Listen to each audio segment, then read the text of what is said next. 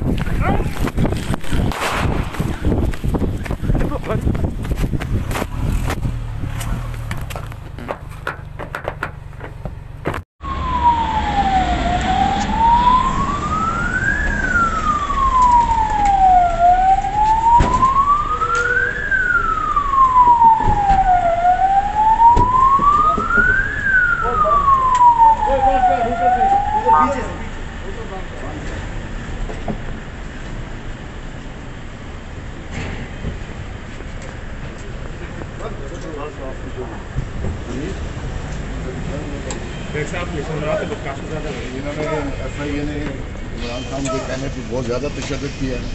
मैं पुलिस की कस्टडी में था, उनकी कस्टडी में नहीं था, लेकिन उनके अफसरों ने बहुत ज़्यादा अभी भी वही हरकतें करें। मुराद सईद साहब इसके दरखास्त गुजार थे, इस पर क्या कमेंट करेंगे?